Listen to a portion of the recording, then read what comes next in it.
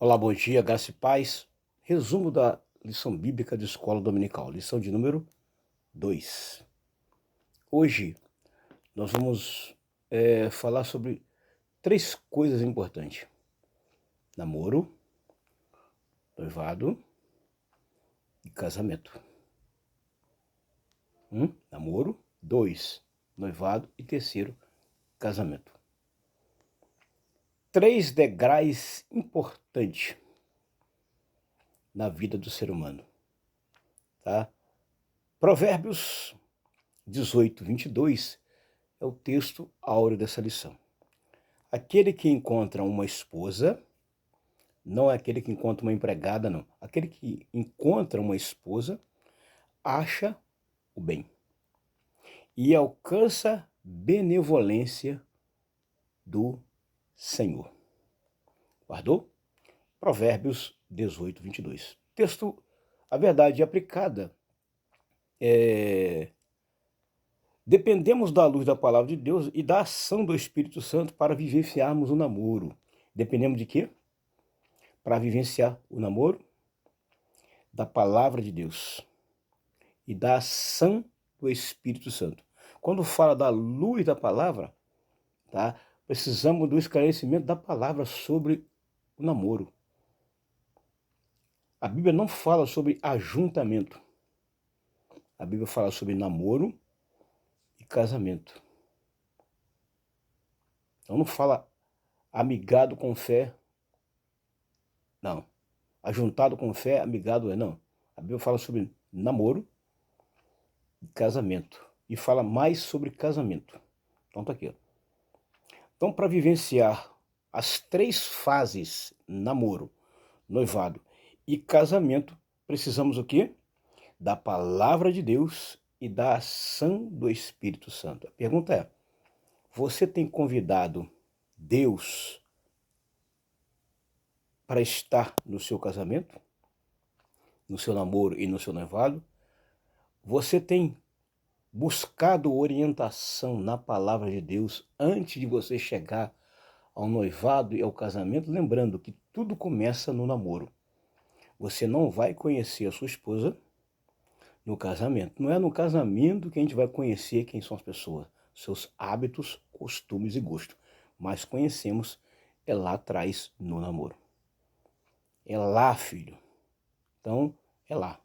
Quando você chega no casamento, na hora de dizer o sim, é porque você já teve a firmeza e a certeza lá atrás no namoro, tá? Então, exatamente no primeiro objetivo da lição, que é o primeiro tópico, vai falar exatamente, mostrar que o namoro é a fase de conhecimento. Então, se você quer conhecer alguém, você não vai conhecer no casamento, não. Não. Para isso, você tem o primeiro degrau lá atrás.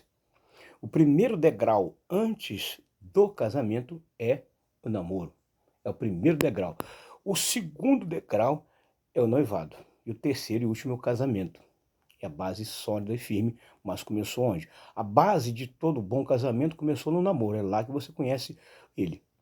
Conhece o gosto, conhece o tipo de perfume que ele usa e conhece o caráter dele. É lá no namoro. Quer conhecer o caráter de alguém? Não é no casamento que você vai conhecer e moldar o caráter, não. Começa no namoro, lá atrás. Tá? Então esse é o primeiro objetivo da lição. Tá? Lembrando que é só apenas um resumo, que o melhor, o conteúdo vamos estudar na escola bíblica dominical. Então o primeiro objetivo é esse aí. Tá? Mostrar que o namoro é a fase de conhecimento. E nós temos vários textos de referência, que é Deuteronômio 7, 20, verso 7, 1 Coríntios 7, verso 2, tá? Verso 2 ao 9, e 1 Tessalonicenses, capítulo 4, verso 3. Então vamos lá para o primeiro objetivo da lição, que é a primeira parte da lição, ó. Namoro cristão. Namoro cristão. Namoro é a fase do conhecimento mútuo. Nessa fase procura-se conhecer o temperamento, ó. Não disse lá atrás? É no namoro que você conhece. Primeira coisa, temperamento da pessoa, se ele é agressivo ou não. Não adianta você querer achar que no casamento você vai falar que o seu marido é um bruto, né? Bate, agressivo.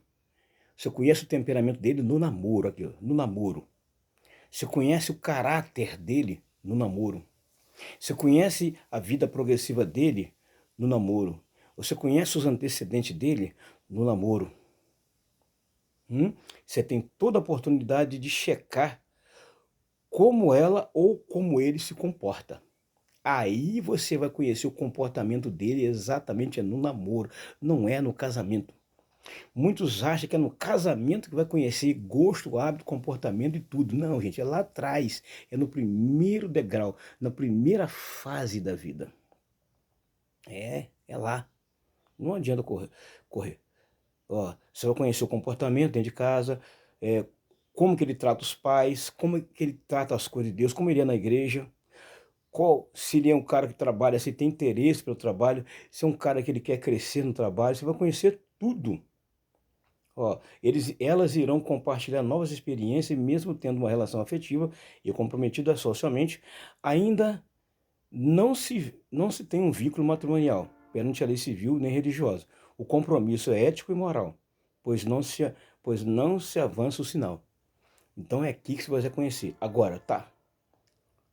A outra parte, a parte 1.1, é o conceito do namoro cristão.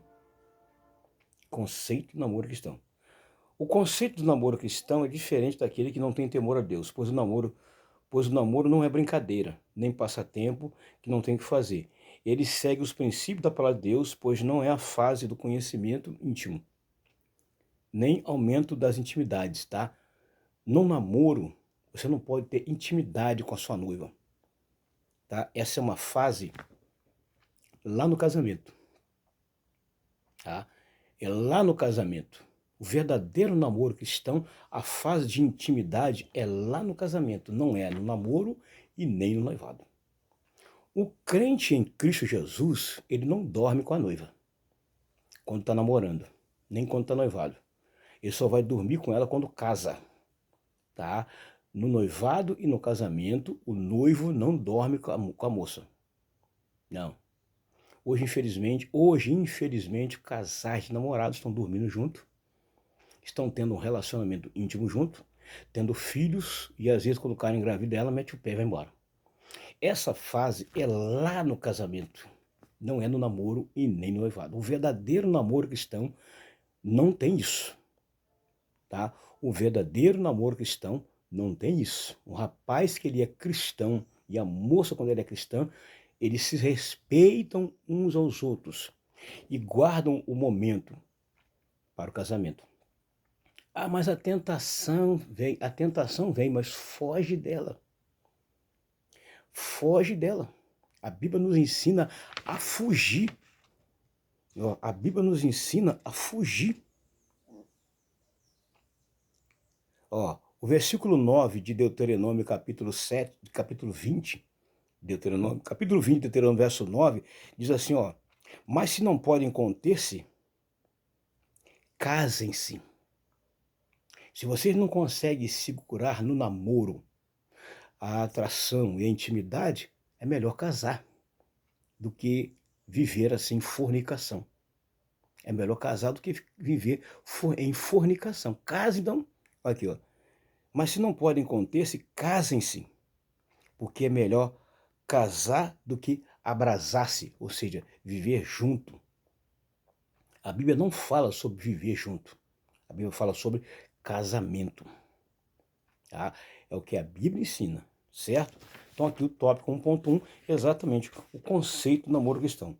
O conceito do namoro cristão é diferente daquele que não tem temor a Deus, pois o namoro não é brincadeira, nem passatempo tem que fazer. Ele segue os princípios da palavra de Deus, pois não é a fase de conhecimento íntimo, nem aumento de intimidades, muito menos de dar prova de amor e chegar a ter filhos antes do casamento, tá?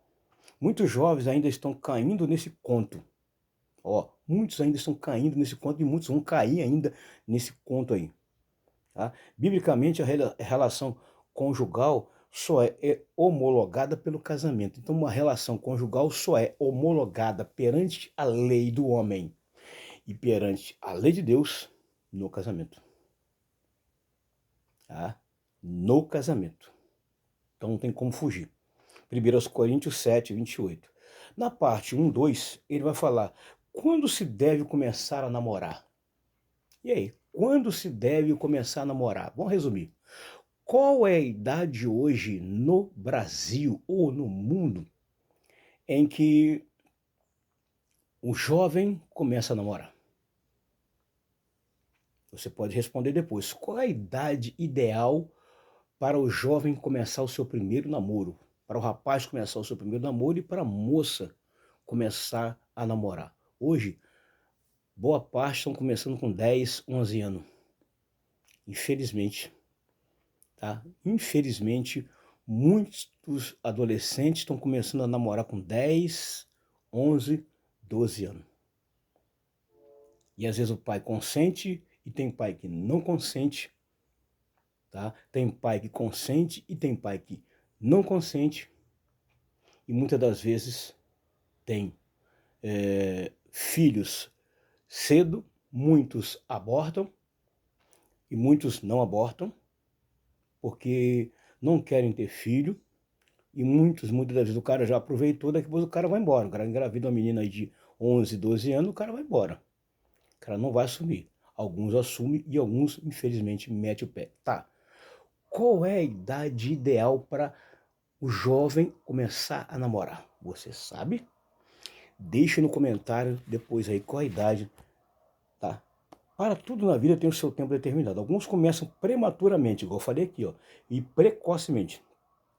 Namoro muito cedo, com certeza falta maturidade, responsabilidade, condições para afirmar um compromisso mais sério, interrompem projetos profissionais, sacrificam estudos e a própria adolescência. Isso tudo aqui, ó, infelizmente, a gente vê acontecendo. Moças que estão aí no ensino fundamental, médio, começam a namorar cedo, tem filhos cedo, tem que interromper os estudos, tá? Às vezes parar de trabalhar para cuidar da gestação, e às vezes o pai acolhe, mas o pai avisou, a mãe avisou, tem pai e mãe que acolhe, tem pai e mãe que não acolhe, tem dois lados, porque avisou. Aí o que acontece? Tem mãe que não aceita, coloca a filha para fora de casa, né? E tem mãe que já aceita para dar apoio, porque ela já viveu isso no passado, isso acontece.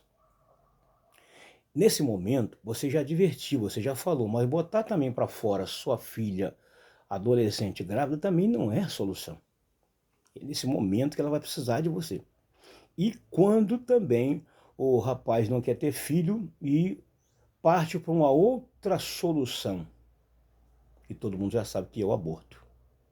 Então a gente vê tudo isso aqui acontecer, tá? Cuidado com a motivação para o casamento. Muitos querem começar cedo porque não aguentam mais os pais. Infelizmente, muitos querem começar cedo porque quer sair do teto do papai e da mamãe, porque acha que o papai e a mamãe é muito pegajoso, é muito chato, né?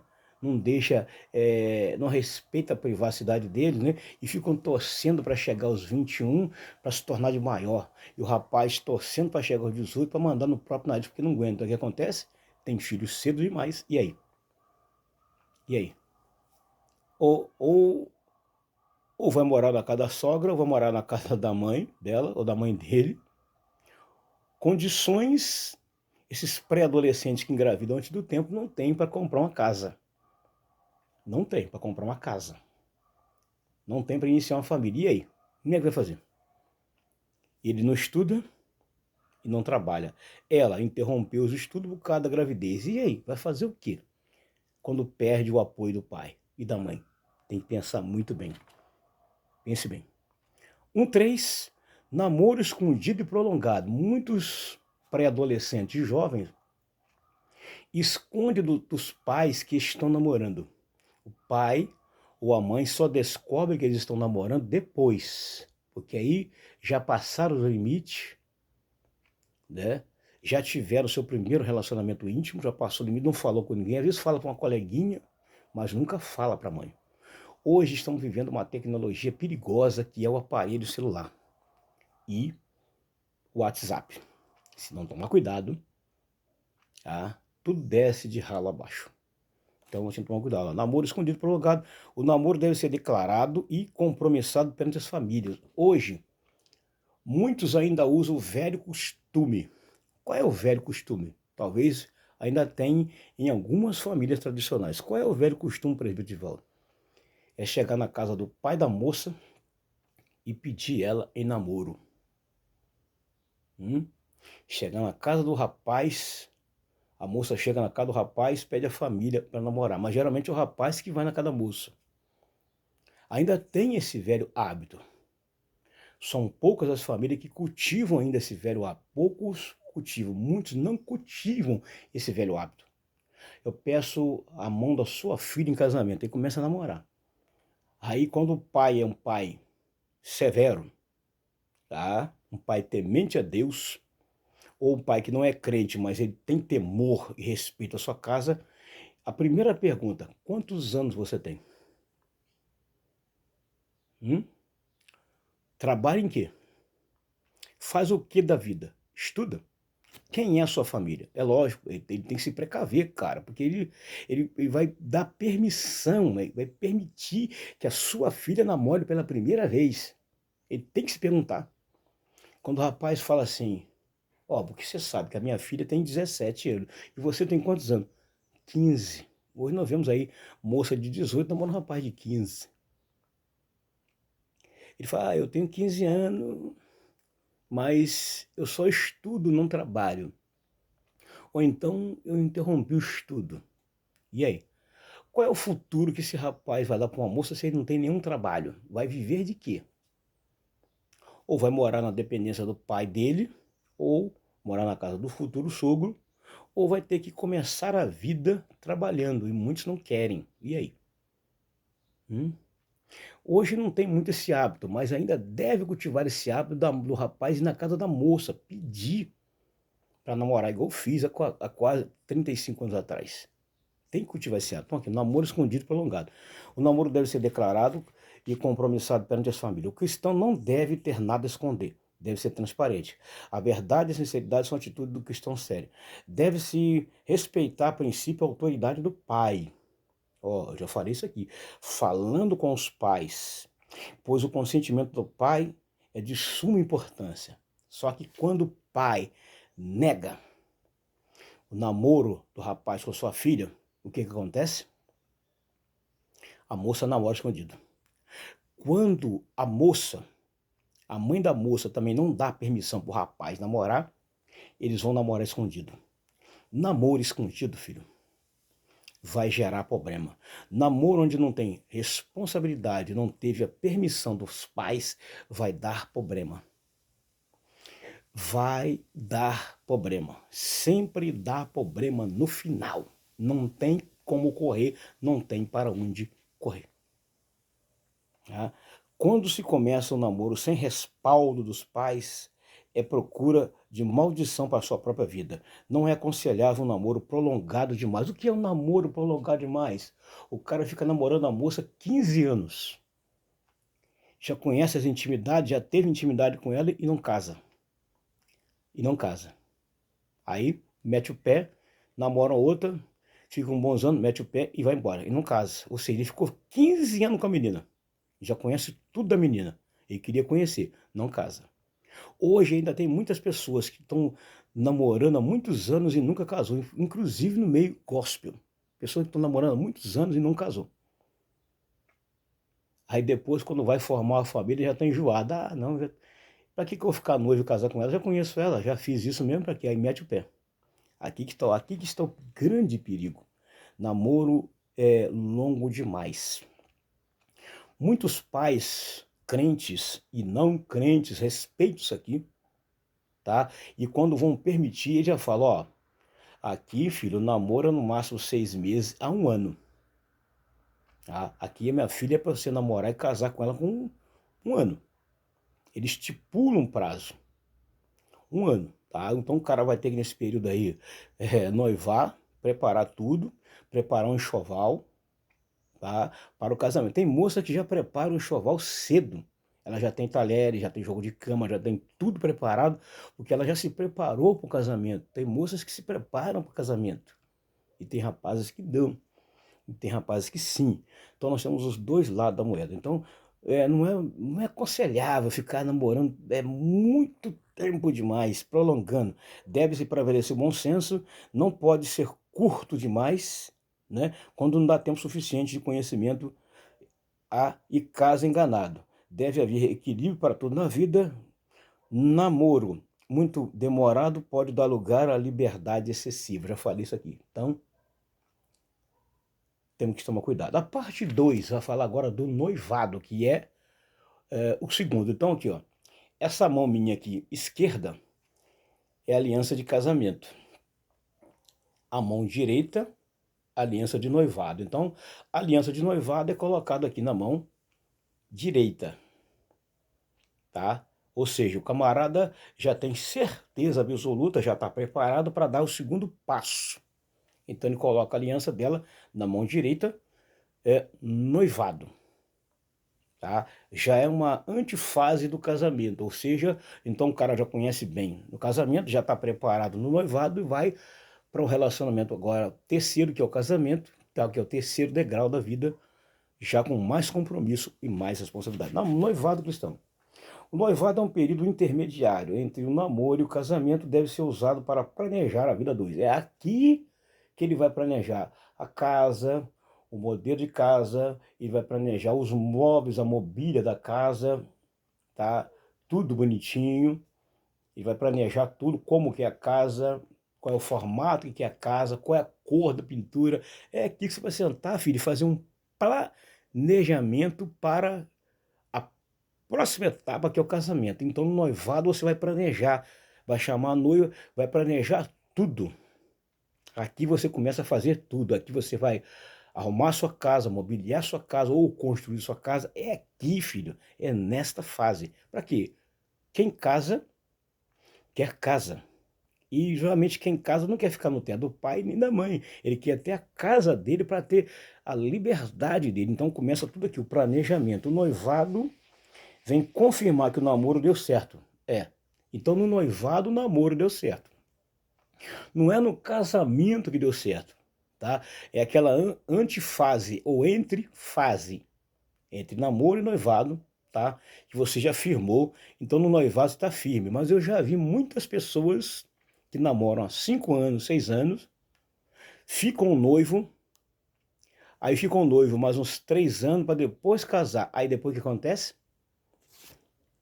Desfaz a aliança, interrompe o noivado, não quer mais casar. Depois de tudo preparado, já conhece a moça. Alguns já tiveram até intimidade com a moça. Já montaram uma casa, já montaram um choval, aí chega aqui e desfaz o noivado. O cara não quer. Acabou o sazão, acabou o amor. Então tá aqui.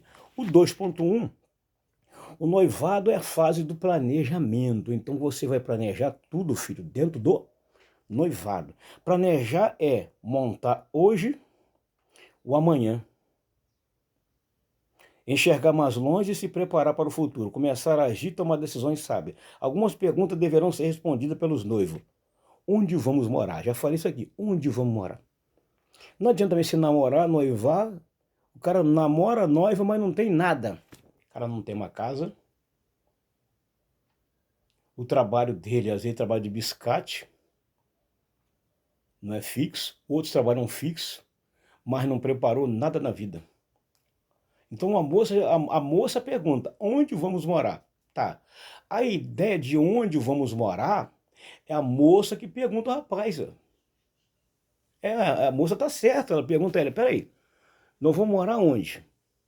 Hoje, infelizmente, é o rapaz que pergunta, tá, nós vamos casar, nós vamos morar onde? Não, filho.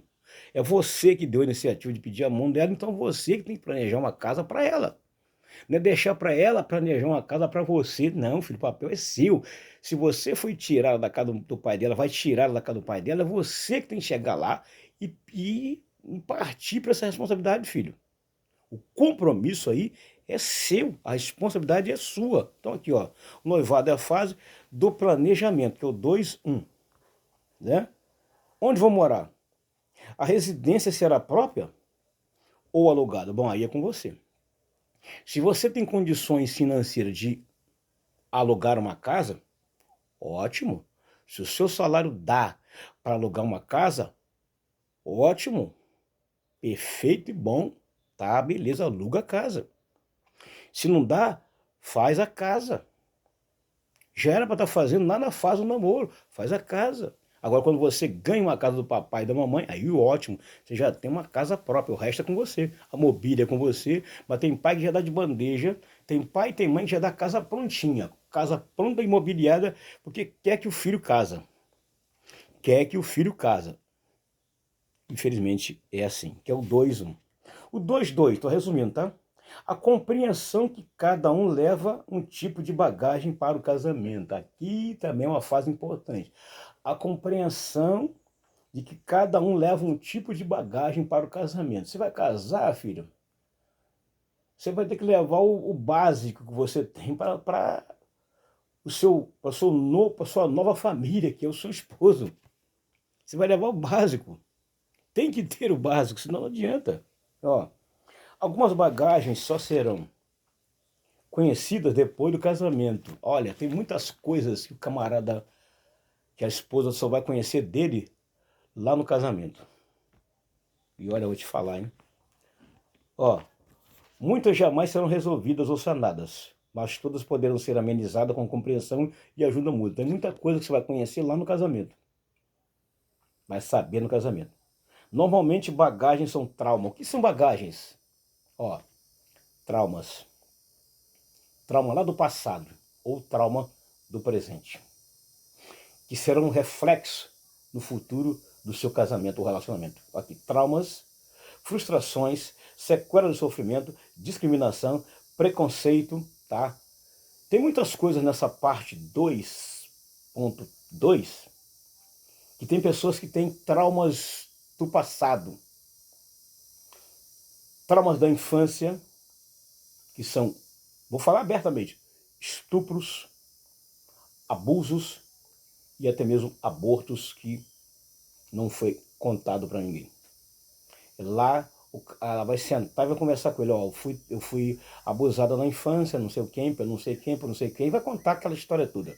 São traumas e frustrações. Ou então ela teve um relacionamento onde ela investiu amor e o cara não investiu amor e acabou trazendo frustração, decepção.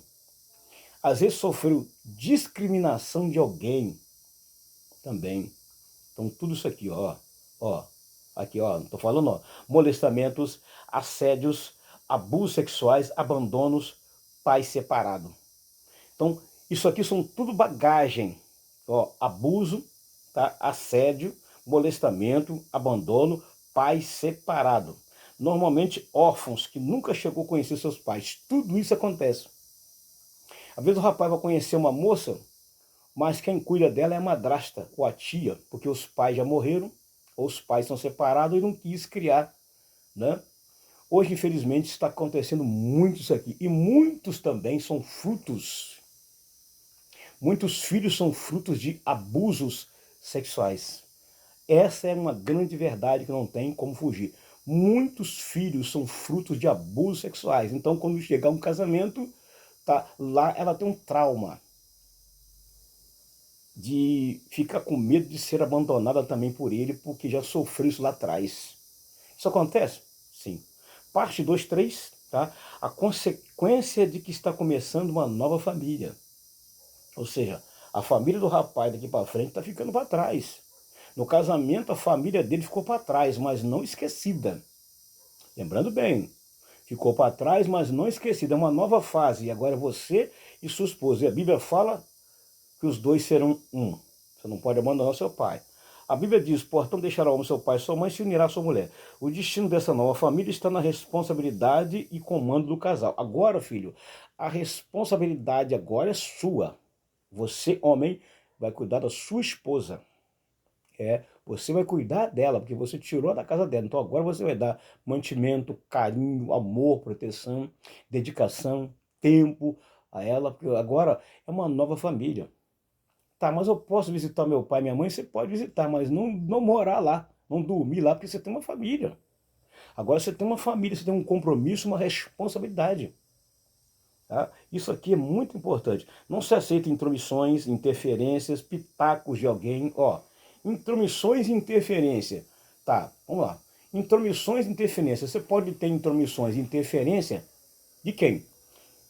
Do amigo, do pai, da mãe. Você pode ter pitacos de pessoas querendo tentar apimentar o seu casamento com certas ideias que talvez deu certo no casamento dele. Lembrando, gente, ideias que dão certo num casamento nem sempre vai dar num outro casamento. Me desculpe, mas ideias que dão certo num casamento nem sempre vai dar certo no outro casamento. Dá pitaco. Cuidado com pitacos no seu casamento. Não aceite. Vá para a Bíblia, vá para o joelho, vá para a oração. Vai pedir ajuda de alguém mais experiente, mas não aceite pitaco de alguém que fica dando informação. Não, filha, faz isso que eu já fiz com meu marido, deu certo. Faz isso faz também igual que vai dar certo. Nem sempre vai dar, filho. Cada caso é um caso, separado um do outro, tá? A parte 3 e última é o terceiro objetivo da lição. Ressaltar que o casamento não pode ser experimental, tá? Agora vai falar do casamento. Casamento não é experimental. Eu já vi casamentos que começou com... o casal casou num dia e ficou apenas casado um dia. Se separou. Moraram junto 20 anos. Aí casou, ficou casado um dia. Ficou casado um mês, ficou casado uma semana ou ficou casado um ano. Engraçado, né? Morou 20 anos junto, entre o namoro e o casamento. Aí casou, fica um mês, uma semana, um ano, termina. E o cara casa com o outro. Estranho. Entre o namoro e o noivado, deu certo, mas casou, não deu. Por que motivo? Não entendemos isso aqui. Então o casamento não é uma coisa para você viver um dia, é para você viver eternamente. Tem casais que chegam a 30, 20, 50, 60 anos, e tem casais que ficam há 10 anos ou 30 anos, depois se separam que acabou o amor. Ou seja, você casou com ela novinha, ela ficou uma velha, enrosgada, doente, abandonou ela, casou com outra. Não entendo, né? Tem que ficar até o final. Então tá aqui, ó. Hebreus 13, 14, o matrimônio deve ser digno de honra e o leito deve ser sem mácula. Ou seja, vou resumir, na minha concepção. Cara, você casou com a sua esposa. Da porta do quarto para dentro, ninguém pode sentar na sua cama. Ninguém pode deitar na sua cama. É uma cama do casal.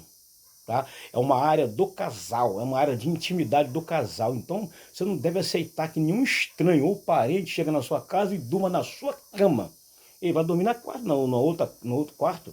Não, tem que respeitar. E outra, a cama do casal, a casa do casal, o cara também não pode levar ninguém para dentro e ter um relacionamento extra escondido se a esposa não está em casa. Tem que respeitar também. Isso está acontecendo muito. Resumindo, 3-1. O casal não deve andar pela própria cabeça, nem pela cabeça dos outros. Tudo que for fazer, isso aqui resumindo, tudo que o casal tem que fazer junto. Casal que ora junto, vence junto. Casal que planeja junto, vence junto. Tá? Tudo que for fazer, chama sua esposa, conversa com ela, vai fazer uma dívida, chama ela. Chama ela para participar do orçamento da dívida. Tudo que for fazer, vai comprar uma casa nova, chama ela. Vai comprar um carro pela primeira vez, chama ela. Vai entrar numa autoescola para gerar uma dívida, se você já tem uma dívida alta, chama ela. Tudo que você vai fazer, chama ela. E outra, não ande pela cabeça dos outros, porque quem anda pela cabeça dos outros é piolho. Tá? Não aceite, tá? É o 3-1. O 3-2, os cônjuges precisam saber que eles representam um tesouro um para o outro. Com certeza, tá? Você deve ser um tesouro para sua esposa e a sua esposa um tesouro para você. Infelizmente, tá? Ó, quem não cuida bem do seu tesouro pode ter surpresa ao longo do casamento. Isso aqui tem uma frase que tem no mundo, uma frase que tem no mundo aí que diz assim, como é que é a frase? É uma frase muito importante. Quem não dá assistência abre concorrência. O mundo diz que quem não dá assistência abre concorrência. Então tem que fechar todas as brechas dentro de um casamento. Ó, surpresa ao longo tempo, ou seja, o que é isso, resumindo bem? São pessoas que não cuidam do marido, tá? Aí o cara vai arrumar uma outra na rua. São maridos que não cuidam da mulher, aí ela vai arrumar uma outra na rua. vai ter o quê? Um relacionamento extraconjugal, o que vai dar problema dentro do casamento. E todo relacionamento dentro do casamento extra vai dar problema. Aí amanhã o cara aparece com um filho, ela aparece com um filho, e aí, como é que fica esse casamento? Então, ó, tome cuidado. Quem não cuida bem do seu tesouro poderá ter surpresa ao longo tempo do casamento. Pois se alguém não cuida bem do seu tesouro, aparecerá outro para cuidar. É exatamente o que eu falei aqui já. Ó, se alguém não cuida bem do seu tesouro, está desprezando o presente de Deus, o que ele constituiu. Não podemos deixar exposto o nosso tesouro. O ladrão gosta de roubar o tesouro e tem muitos gaviões soltos. Infelizmente, é o que mais tem. Quem ama o seu tesouro não negligencia, não é relaxado, não trata de qualquer maneira, antes cuida e protege e guarda com todo cuidado e carinho. 3 e última. O casal cristão precisa dar bom exemplo de união conjugal. Hoje é uma vergonha alguns casais que dentro da igreja é amorzinho daqui, benzinho dali, te amo, minha paixão, meu tesouro, dentro da igreja. Dentro de casa fica se arranhando como gato. Na comunidade onde mora, fica se arranhando como gato. E na igreja, para manter as aparências, chega de mãozinha dada até na porta da igreja. Ah, bem, quando eles vêm brigado de casa até na igreja. Isso é uma verdade, estou falando. Vem brigado de casa até na igreja. Quando chega na porta da igreja, dá a mão aqui, Jabiraca. Dá a mão aqui, Cascavel. Dá a mão aqui, Jararaca. Aí dá a mão pra mulher. E tem mulher que dá a mão. Se você não me dá a mão aqui, ó, em casa não vão ter. Aí ela dá a mão e entre os dois sorrindo entre os dedos. Mas, oi, irmã. E aí, tudo bem no seu casamento? Tudo bem. Vive assim. Infelizmente, cuidado com as aparências. Aqui, ó. Precisa dar bom exemplo. Quando um casal dá um bom exemplo, tá? Os filhos conhecem. Poxa, nunca vi uma briga do meu pai com a minha mãe. Os vizinhos, poxa, nunca vi uma discussão daquele casal. E na igreja é a mesma coisa, tá? Então aqui está, ó. Use o seu casamento para dar bom exemplo de união consolidada para a sociedade, para os filhos, para os netos. A sociedade precisa,